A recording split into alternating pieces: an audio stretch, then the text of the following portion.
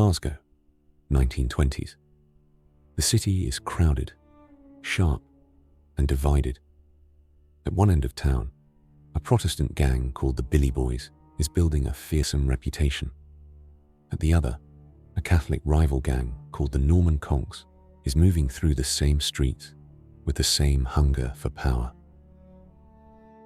Both groups are young. Both groups are local. Both groups believe the city belongs to them. And both groups are willing to fight, not argue, not threaten. Fight with razors, with boots, with bottles, with fists, with whatever is close enough to use. This is not just a story about gangs.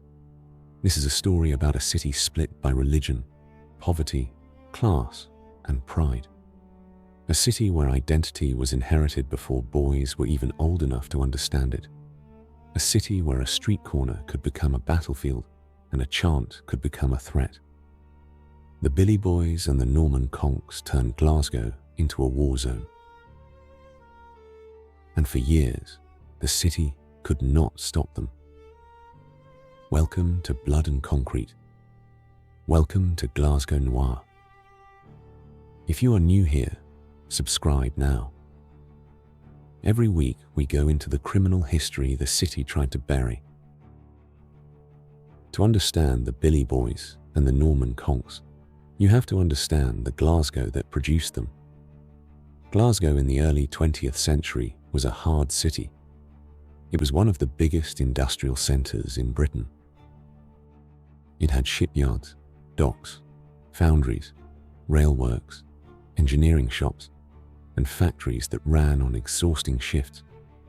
Men worked long hours in dangerous conditions. Women kept homes together under pressure. Children grew up fast. The city was packed into tenements and housing that was often badly built, overcrowded, and unhealthy. Families lived close to each other in stairwells and closes. Privacy was limited. Noise was constant. Conflict spread quickly because everyone knew everyone. That kind of environment does not create gangs by itself, but it creates the pressure for them. If a boy grows up with no money, no space, and no future he can trust, he starts looking for identity somewhere else. A street group can give him status. A gang can give him belonging. A gang can give him enemies too. And in a city like Glasgow, that mattered because enemies gave purpose, then there was religion. In Glasgow, religion was not just belief.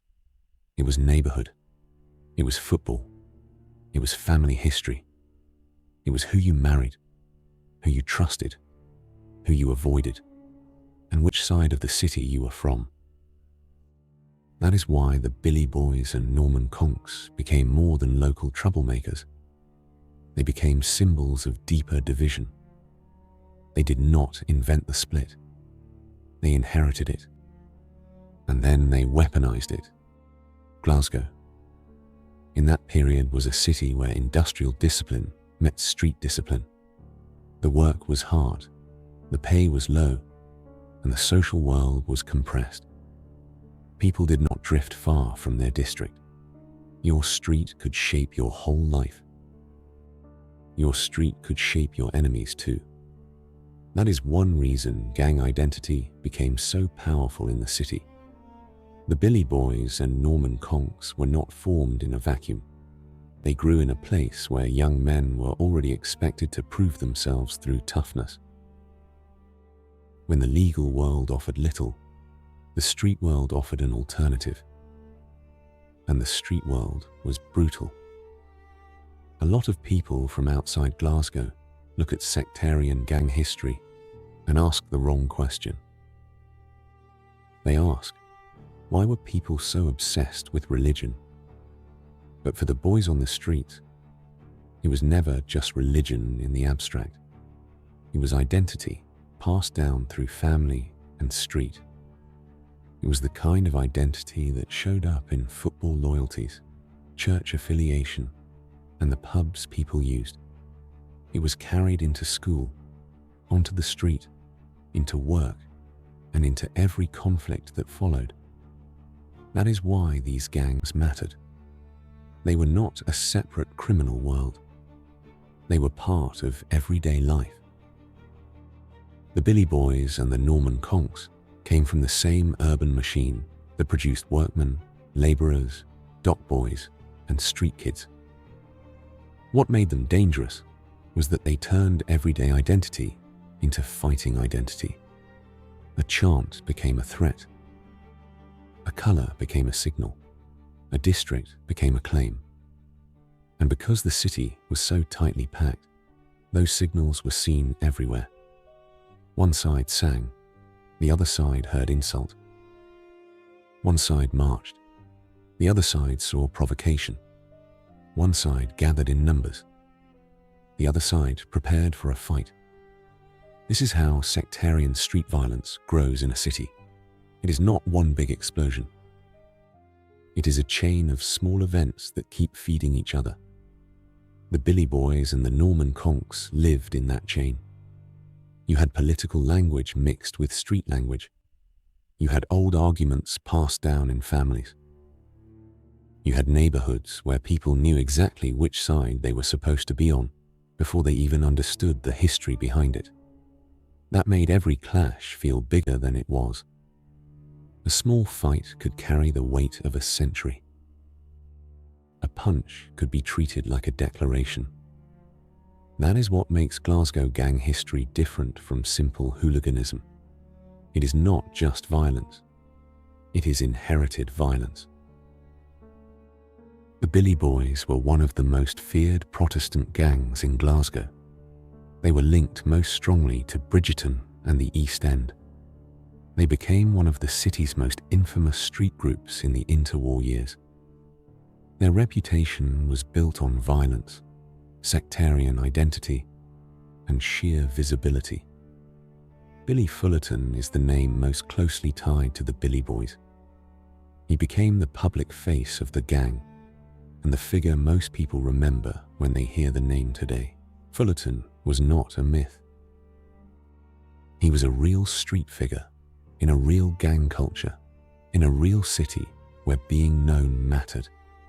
If a man had enough force, enough followers, and enough confidence, people stepped aside for him. That is the world the Billy Boys came from. They did not operate like modern organized crime with long-term financial planning. They operated like a street army. They moved in numbers. They used reputation as a weapon. They made sure the city knew they were there. The Billy Boys were loud in every sense.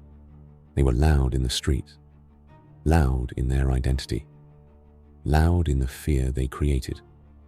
They did not need secrecy as much as later criminal groups did. Their style of power was open display. If the city saw them coming, that was part of the point. The gang became a symbol because it was never just about one fight or one leader. It was about the whole East End atmosphere that surrounded them. Other boys could join in. Other streets could rally behind them. And that meant the name grew larger than any individual member. That is how a street gang becomes a legend. The Billy Boys became a name people remembered even when the original members were long gone. The Norman Conks were the Catholic rival gang. They were the other side of the same city divide. They came from the same pressure cooker of poverty, sectarian loyalty, and territorial identity. They did not become as famous in later popular culture as the Billy Boys, but in the actual gang history of the city, they mattered just as much. They represented resistance. They represented Catholic street identity in a city where the Billy Boys were trying to dominate the East End atmosphere. The Norman Conks were not just a response, they were part of the same system. Gang wars only become long wars when both sides keep finding reasons to fight. The Billy Boys and Norman Conks were not random enemies. They were both born out of a Glasgow that encouraged young men to think in terms of their own district, their own people, and their own survival. That means the Norman Conks were not passive. They did not simply absorb attacks and disappear. They pushed back. And once that pattern starts, it becomes self-sustaining. One side attacks. The other side retaliates. Then revenge becomes the reason for the next generation to join. That is how the war lasted. They were not just rivals on a street map. They were rival identities in a city where identity carried danger. Every group had to perform toughness because weakness invited attack. Every confrontation was understood by the participants as a test of status. That is why the violence could feel endless. The Norman Conks mattered because they kept the Billy Boys from becoming a one-sided myth. They were the equal pressure, the counterweight, the force that made the conflict a war rather than a one-way domination. The violence between the Billy Boys and Norman Conks was not a single event. It was a way of life. That is what makes this kind of gang history different from a one-off riot or a major criminal case. This was repeated conflict. The same names, the same streets, the same fears, the same rituals of intimidation. A boy might grow up knowing which district to avoid, which lane was dangerous, which pub was a Billy Boys place, which corner carried a Norman Conks reputation, which day of the week meant trouble, which route to school was safest. That is not normal life. But in Glasgow at the time, it could feel normal enough. The gangs made fear practical. People changed the way they moved through the city. Families warned their sons not to go certain places. People traveled in groups. People checked faces before speaking. That is the real power of a street gang. It does not have to rule the city in the political sense. It only has to make people adjust their behavior. The Billy Boys and Norman Conks did exactly that. Gang power in Glasgow was not only measured by arrests or killings. It was measured by who could walk where without being challenged, and who had to think twice before crossing a boundary. The Billy Boys and Norman Conks helped create that boundary logic. A district was not just an address. It was a warning. And once a city learns to read streets that way, the gang war has already changed the city. In gang culture, reputation is everything. The Billy Boys understood this very well. They built a name that carried weight beyond any single attack. They became feared because their reputation spread faster than the fights themselves. That reputation meant people moved differently when they were around.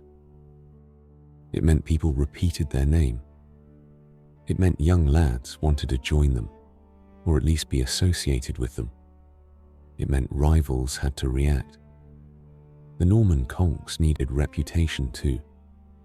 If they did not have it, they would be crushed by the Billy Boys' presence. So they built their own image, their own loyalty, and their own reason for existing. This is how gang war becomes tribal. Once the public believes a gang name means danger, the name itself becomes a weapon. Someone hears Billy Boys and steps back. Someone hears Norman Conks and prepares for trouble. Someone repeats the story to a younger brother, and the younger brother grows up with the fear already in his head. The gangs do not just live in violence. They live in memory. That memory was reinforced by neighborhood gossip, pub stories, family warnings, and media coverage. A young boy could grow up hearing about gangs long before he ever saw them. That gave the name power before the fight even started. The gangs knew this. That is why public image mattered so much. They were not just fighting for street control, they were fighting for narrative control. And in Glasgow, that was a serious form of power.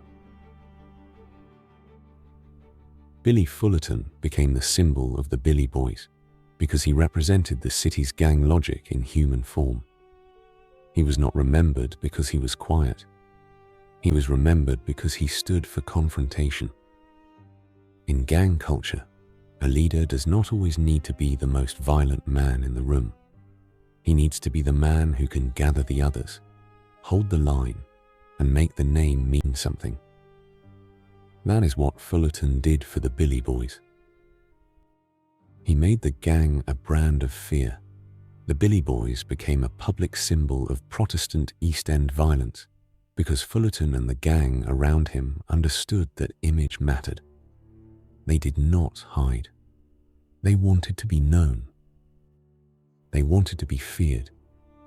That is why they lasted in the public memory so well.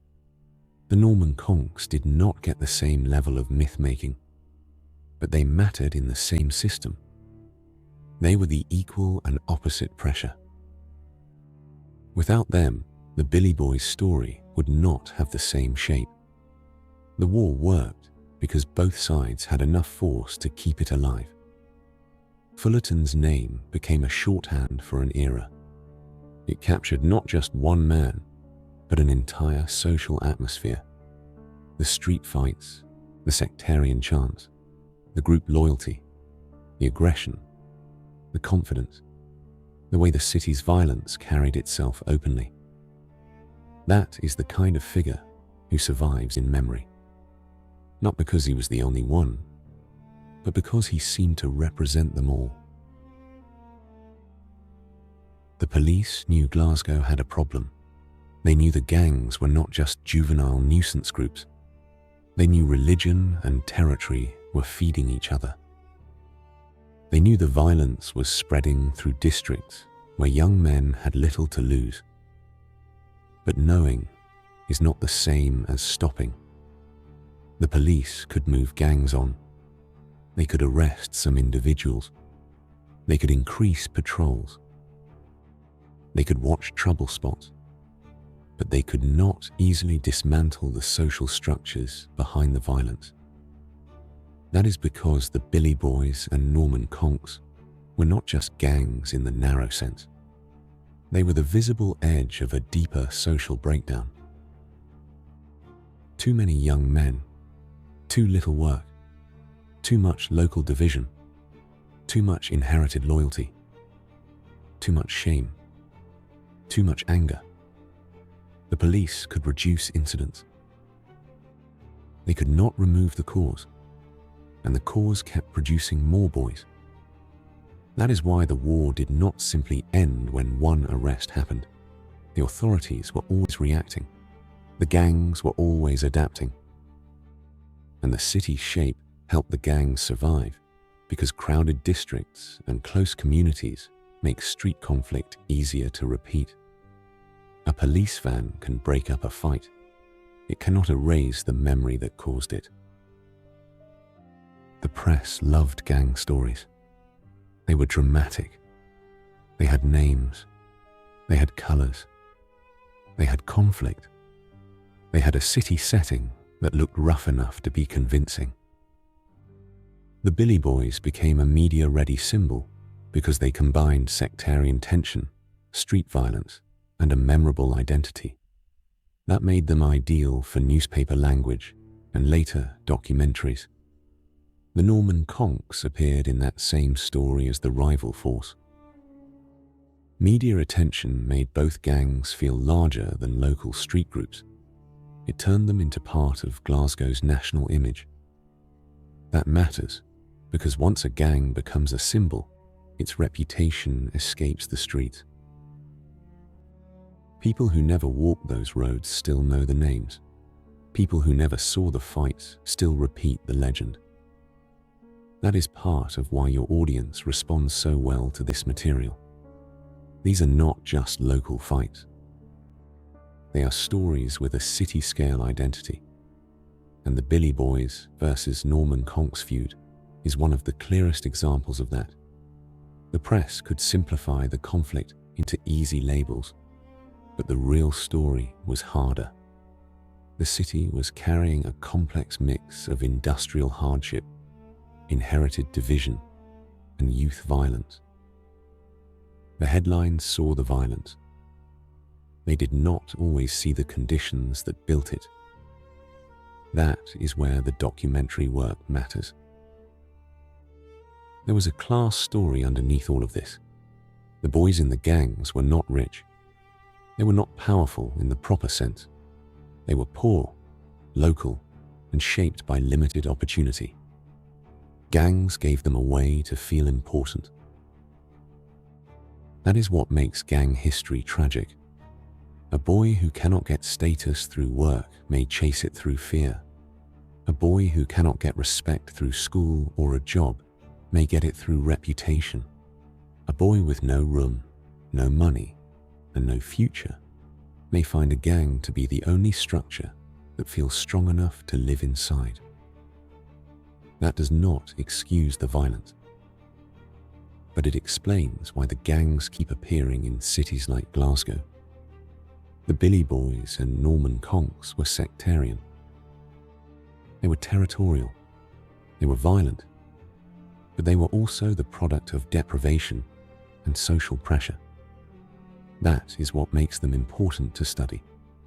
If you only describe them as bad boys with blades, you miss the deeper pattern. If you only describe them as victims of poverty, you miss the agency and brutality. The truth is both.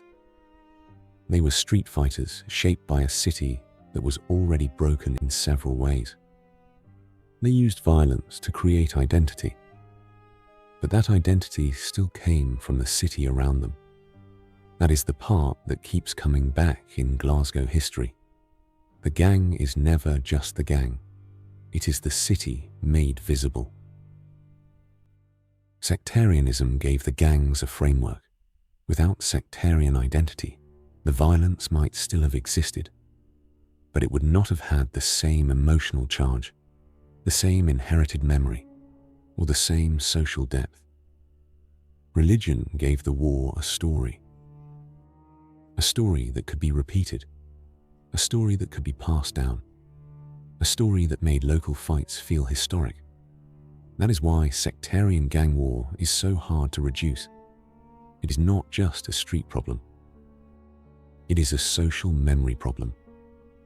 Children heard the names of districts before they understood the violence. They heard the songs. They heard the insults. They saw adults reacting. They learned who was meant to be us and who was meant to be them. Then the gangs picked up those divisions and sharpened them. The Billy Boys and Norman Conks were not inventing sectarianism. They were exploiting a city already full of it. And once that happens, the violence has a deep root. That root goes through family history, schoolyards, football support, parades, and old grievances that never really died. The gang just gives the feeling a body. That is why the feud had such staying power. You are not just fighting an enemy gang, you are fighting the city's memory of itself. The war lasted because it kept making sense to the people involved. That is the part people miss. To outside eyes, gang violence looks irrational, but inside the gang world, it often feels logical. You defend your people. You avenge the insult. You hold the territory. You prove you are not weak. That is how a feud becomes self-renewing. The Billy Boys and Norman Conks could not simply shake hands and end it, because ending it would have meant losing status. If one side backed down, they risked looking weak. If one side looked weak, recruitment dropped. If recruitment dropped, territory slipped. So the war kept feeding itself. Even when individual fights ended, the system remained. That is why Glasgow gang history is so often a history of cycles rather than clean endings. One gang fades, another grows. The city continues. The streets remember longer than the newspapers do. The older generation tells the next one what happened. And even when the original players are gone, the language stays behind. That is how a gang war becomes a cultural inheritance. The Billy Boys and Norman Conks left behind that kind of inheritance. The Billy Boys and Norman Conks belong to the Razor Age. That era eventually faded as the city changed. New housing patterns, different policing, changing youth culture, more organized forms of crime, less reliance on street identity as the only structure of power. But the legacy stayed. The Razor gangs showed Glasgow how violence could be local, branded, and social.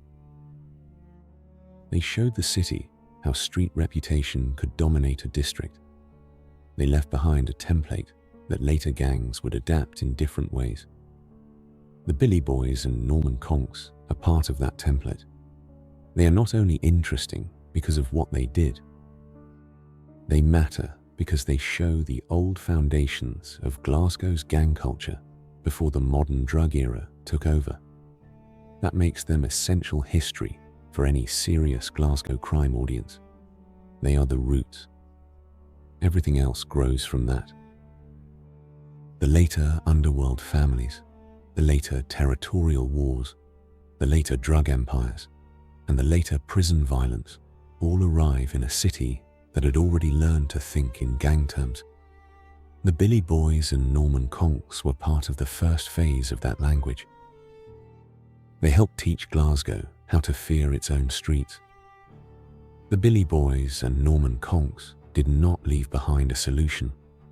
They left behind a pattern of division, a pattern of local identity, a pattern of street fear, a pattern of songs, names, and reputations that continued long after the gangs themselves changed or faded.